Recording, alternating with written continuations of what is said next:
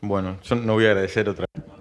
Bem, eu não vou agradecer novamente para os organizadores, então vou passar diretamente aí a nossa ideia, que é focar uma iniciativa, nem tanto contar qual é a experiência da Argentina, sobretudo que está relacionado com os processos e as patentes em si mesmas, mas focar uma iniciativa conjunta em que o Ministério da Saúde, o Ministério da Indústria, o Ministério da Propriedade Industrial encontraram, como falou o Marcos, que as políticas se alinhavam no nosso país. O nosso país é um país que considerava o direito à saúde como um direito com hierarquia constitucional. O acesso a medicamentos é um componente principal, é a principal ferramenta terapêutica que utilizam os médicos para prevenir ou cuidar a saúde das pessoas. Por outro lado, a indústria farmacêutica representa uma indústria que gera emprego, que gera inovação, que gera renda, receita para o país. Estou falando da indústria nacional, a indústria localizada na região. E considerando isso, então, aí surge a pergunta: o que era o que tínhamos na Argentina, o que estávamos patentando? Nós encontramos uma situação em que vemos que existem monopólios no mercado que exercem muito bem o seu poder, fixando preços superiores aos socialmente ótimos num caso de concorrência. E nos perguntamos por que temos os monopólios que temos, quais são e o que deveriam fazer.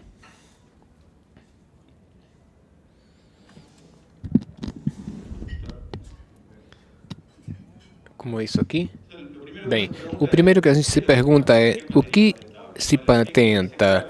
O ADPIC expressa claramente, são produtos, processos em todos os campos da tecnologia, sempre que sejam novas e suscetíveis de aplicação industrial. A lei argentina adaptada diz uma coisa parecida. Tem mais alguma coisa para dizer sobre isso? Tem algum compromisso superior a isso que foi assumido? Não. Pensamos, não, na verdade é isso que diz e é isso que, como país, temos a obrigação de cumprir. Então avançamos na pergunta e pensamos, bom, vamos ver o que tem patenteado no nosso país. De que tipo de monopólio farmacêutico estamos falando? Então foi realizado um estudo orientado pelo professor Correia. E aí procuramos isso, tentar analisar as patentes que tínhamos. Aí tínhamos alguns dados para contextualizar das patentes que conseguimos identificar e analisar apropriadamente. Isso não significa que sejam todas, mas são as grande parte das que conseguimos caracterizar apropriadamente, que estariam vencendo nos próximos anos uma quantidade muito importante delas, 25% em 2016, 20% em 2017. Vimos que os titulares das patentes farmacêuticas, por acaso, não são titulares nacionais, são 43% da União Europeia, 36% dos Estados Unidos, entre outros, e Suíça 19%, e apenas 2% são de titulares nacionais. E com isso se coloca a pergunta: é real que o regime de propriedade intelectual incentiva a inovação, a pesquisa e o desenvolvimento no nosso país? E, na verdade, vendo isso aqui, poderíamos dizer que não. Incentiva em outros países, mas não no nosso. Quando a gente vê não apenas a nacionalidade, mas quantos laboratórios concentram as patentes farmacêuticas, estamos falando do período de 2001 e 2007 que foi analisado, vemos que 50% das patentes concedidas estavam em 5,58% dos laboratórios, ou seja, 5,58% dos laboratórios que solicitavam patentes concentravam 50% das patentes. E 10% das patentes dos laboratórios concentravam 62% das patentes. Então, podemos ver que há uma alta concentração. Primeiro diz nesse diagnóstico que as patentes não são de pesquisadores nacionais e os titulares não são empresas nacionais, e com isso o regime, em que medida incentiva e é um motor de fomento da pesquisa e o desenvolvimento. Esses dados dizem que muito pouco, e queríamos ver a distribuição disso, e vemos que está muito concentrado. São poucos laboratórios que levam grande quantidade de solicitações. E então nos perguntamos por que isso é assim. O passo mais importante foi tentar caracterizá-las no sentido de que era que estava sendo reivindicado. Aí encontramos que vocês podem ver aí no slide composições, sais, indicações terapêuticas, como patentar usos. Na Argentina não se pode, mas as reivindicações colocavam o uso também. Encontramos isso na Argentina. E dentro de outros encontramos também polimorfos, isômeros, misturas de isômeros, combinações, ésteres, éteres. No total, 70% das patentes que consideradas pertencem a esse grupo. Então, o que nós pensávamos era, bom, as patentes servem como um incentivo, ou deveriam servir, por justificativa teórica, recuperar aquele dinheiro investido pelos investigadores ou pelo financiamento das investigações para gerar inovação. Então, isso responde a uma inovação?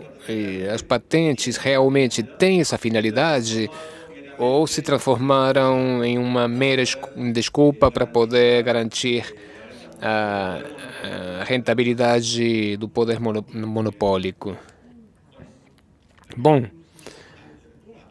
a partir daí surge a revisão dos guias, as recomendações, as consultas e especialistas, e muitos dizem que justamente 70% das patentes que nós caracterizamos, sais, ésteres, polimorfos, composições, na verdade não têm um mérito inventivo. Frente a essa situação,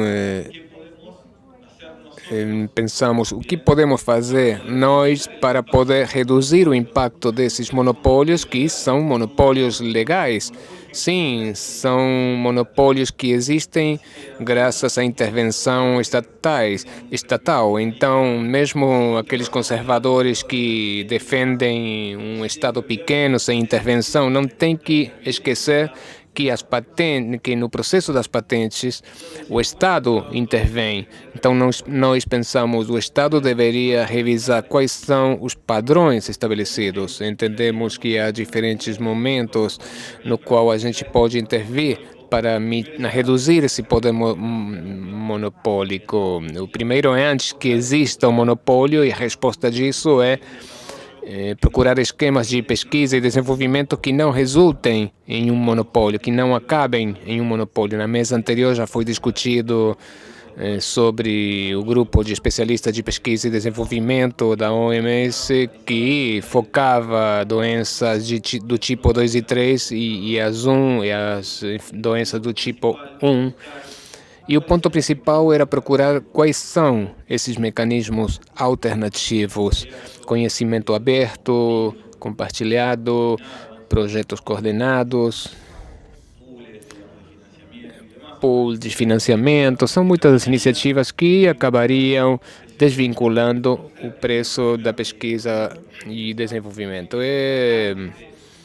Então, antes de gerar um sistema, seria gerar um sistema alternativo de inovação. E eu digo, a gente fala de Delincher, é muito importante, devemos desvincular o custo de pesquisa e desenvolvimento do preço dos produtos, mas eu poderia dizer que já está desvinculado.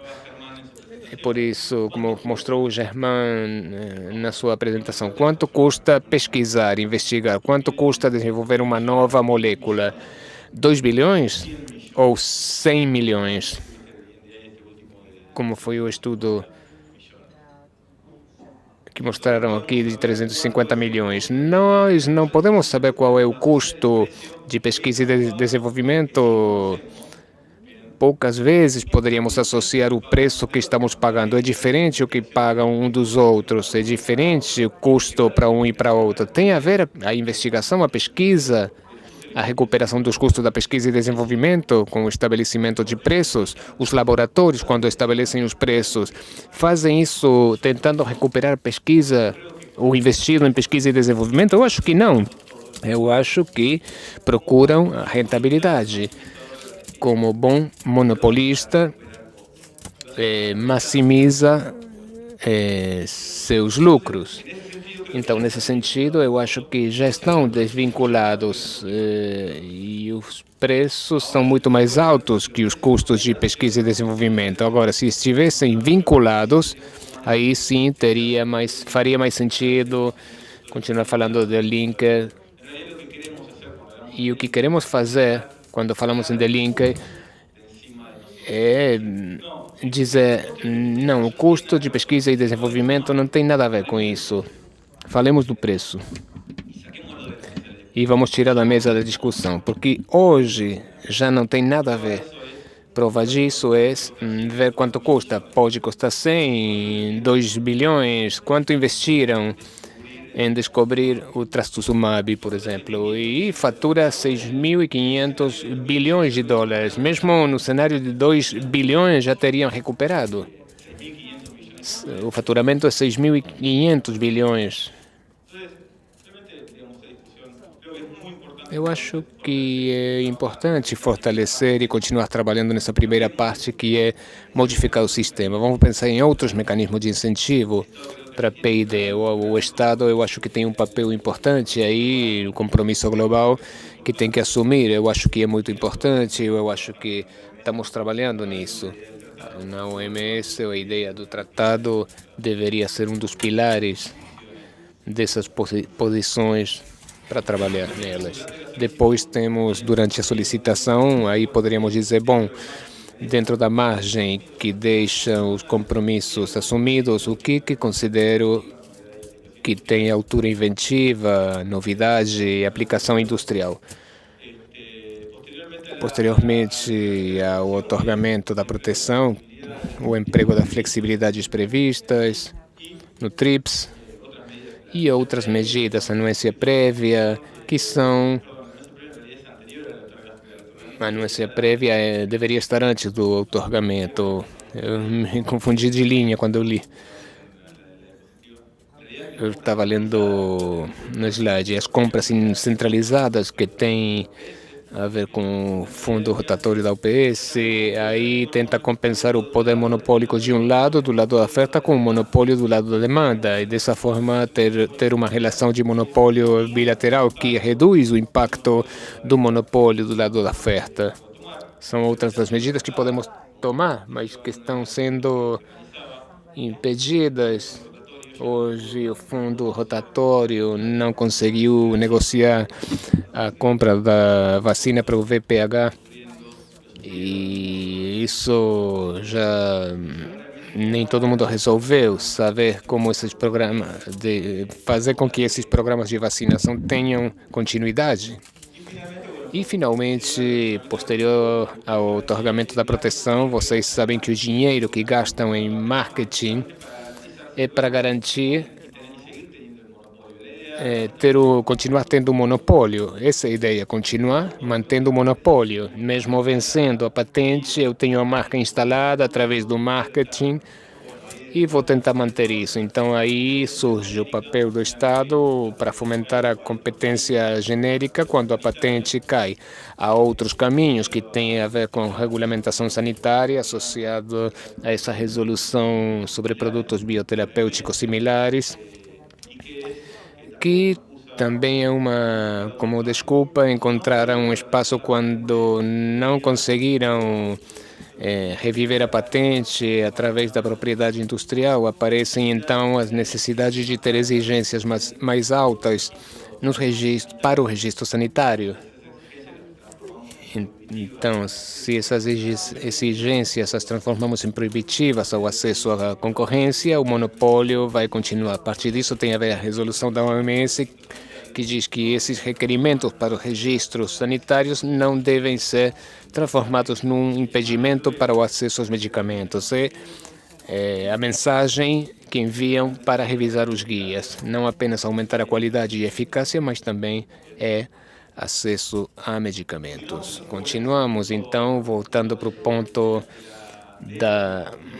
ponto B, que é durante a solicitação, o que podemos fazer. Nós pensamos, bom, temos espaço para ter as nossas próprias interpretação desse critério de altura inventiva, aplicação industrial e novidade.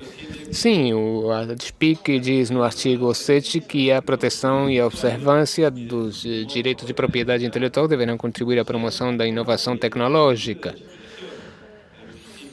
Nos princípios do artigo 8 diz que as medidas necessárias para proteger, os Estados poderão adotar as medidas necessárias para proteger a saúde pública, promover o interesse público e o desenvolvimento tecnológico, e poderá ser necessário, reconhece que poderá ser necessário aplicar medidas apropriadas para prevenir o abuso dos direitos de propriedade intelectual por seus titulares ou o recurso a práticas que limitem de maneira injustificada o comércio. A declaração de Doha não deverá impedir-se nenhum país que adote medidas para a proteção da saúde e da vida das pessoas, e o acordo deveria ser interpretado de forma tal que apoie a saúde pública, promovendo tanto o acesso aos medicamentos existentes como os que estão em investigação. Então, encontramos que temos um amplo espaço para a interpretação. Já quando assinamos os acordos, sobretudo na declaração de Doha, foi pensado que os países pudessem adotar suas próprias diretrizes no marco dos acordos. Esse é um estudo que inspira o que foi feito na Argentina, que passou previamente por um momento de negociação no Mercosul. Eu me senti muito bem quando vi a apresentação de hoje de manhã, como a recomendação da doutora Seu, de o que poderíamos fazer que seria muito importante. Bom, essa é uma das coisas e é o caminho que nós seguimos na Argentina. Prévio passo pela reunião de Ministérios da Saúde da região, que declarou que, considerando que a nossa região tinha preocupação pela proliferação de solicitações de patentes sobre matérias que não constituem propriamente uma invenção ou são desenvolvimentos marginais, os ministros acordaram promover a adoção de critérios que protejam a saúde pública em diretrizes ou guias de patentabilidade. Apoiado nisso, o Ministério da Saúde da Nação, o Ministério da Indústria da Nação e o Instituto de Propriedade Industrial assinaram uma resolução conjunta com instruções para aplicação destas diretrizes sobre como interpretar. E agora vamos ver em detalhe os pontos brevemente. São instruções para os agentes avaliadores, mas também estão disponíveis para aqueles que solicitam para considerarem quais são os critérios avaliados para dar transparência ao sistema. As diretrizes cobrem os casos usuais e pode ter exceções nos casos em que deveriam ser devidamente fundamentadas. Isso é muito importante para considerar. Essas diretrizes não acrescentam critérios novos para as patentes. É uma questão de implementar os critérios acordados no TRIPS. Não acrescenta um critério novo. Simplesmente o que faz é interpretar e esclarecer ou uma nova interpretação sobre esses critérios. Bem, esses são os pontos. Eu acho que isso está nas pastas, a resolução conjunta, para que vocês possam ver, que dá recomendações sobre polimorfos, pseudopolimorfos, enantiômeros, estruturas do tipo Marcos, patentes de seleção, sais, ésteres, metabólitos, combinações. Aí vocês têm a lista no slide. Eu quero convidá-los para ver essa lista. Obviamente, quando hoje está funcionando na Argentina. Se vemos a média de patentes do período analisado, a média anual, hoje temos menos patentes concedidas. Obviamente, há muitos que não estão contentes com isso e reclamaram judicialmente sobre constitucionalidade ou porque tem uma vírgula a mais no guia, né? Isso está em processo ainda. Temos todo o apoio jurídico no nosso favor, esperamos uma resolução favorável e queremos convidá-los para continuar com isso na região. E eu me lembro que no plano de trabalho do Grupo de Ação Medicamentos do Conselho Sul-Americano da Saúde, um dos pontos é avançar sobre os guias, as diretrizes de patentabilidade. A mesma coisa acontece no Mercosul. Agora está passando a discussão para o grupo de trabalho da indústria, o grupo número 7, que é vinculante. As decisões que eles têm devem ser incorporadas no marco jurídico nacional. Então, a partir desse espaço, nem tanto uma declaração política, mas que passe a ser uma coisa mais vinculante para os países para que o Mercosul possa avançar nisso. E a Unasul também. Eu estive falando com muitas pessoas interessadas, vi o caso do Equador, em que estão trabalhando justamente na definição da interpretação desses pontos. Compartilhamos a nossa experiência e colocamos à disposição para todos vocês. Muito obrigado.